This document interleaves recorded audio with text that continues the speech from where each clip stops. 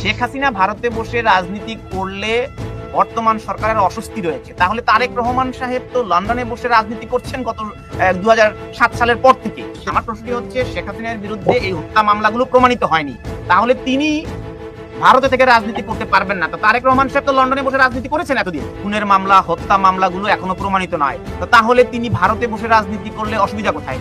ভারতে বসে রাজনীতি করলে অসুবিধাটা হচ্ছে এই জায়গাটাতে যে শেখ হাসিনা বাংলাদেশে 1000 মানুষকে হত্যা করে ভারতে পালিয়ে গেছে, ভারত তাকে আশ্রয় দিয়েছে, এখনো সে ভারতের দেশে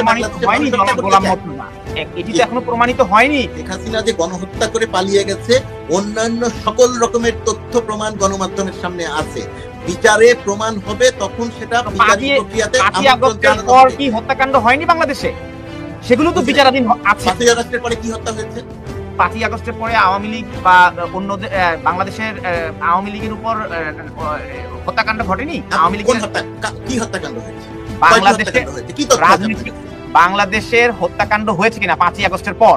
আমি বলছি 22 দিনের যে রাজনৈতিক হত্যাকাণ্ড ঘটেনি বাংলাদেশে। কয়টি হত্যাকাণ্ড ঘটেছে আপনার কাছে কি তথ্য? বাংলাদেশে আওয়ামী লীগ তো বলছে 2000 নেতা কর্মীকে তাদেরকে হত্যা করা, 30,000।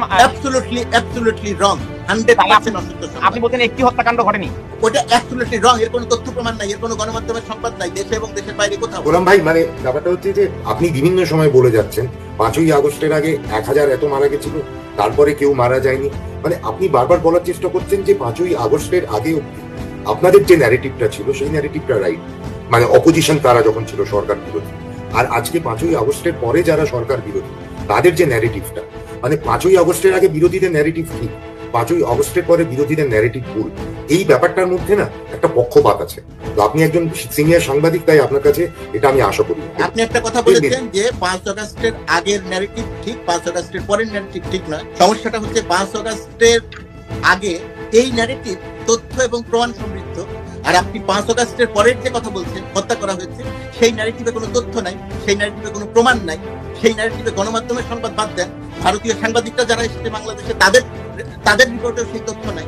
আমি একটু থামাচ্ছি আপনাকে জনাব গোলাম মুর্তজা, বিনয়ের সাথে একটি স্ক্রিনে তথ্য দেখিয়েছি, আপনি ওটা আমার কাছে জানতে চেয়েছিলেন যে সরকার পতনের পরদিন কোথাও কোনো ঘটনা ঘটেছে, হত্যাকাণ্ড হয়েছে, এর প্রমাণ কোথাও নেই। বাংলা ট্রিবিউনের একটি সংবাদ আমি একটা পেলাম আপনার সাথে কথা বলতে বলতে। সরকার পতনের পর 26 দিনে 284 জন নিহত হয়েছে, এই সংবাদটি চেপেছে বাংলা ট্রিবিউন, এবং অজ্ঞাত 354 জন, শিক্ষার্থী 41 জন, আইন শৃঙ্খলা বাহিনীর 47 জন, সাধারণ মানুষ 83 জন, বিএনপি কর্মী 11 জন, আওয়ামী লীগ কর্মী 50 জন।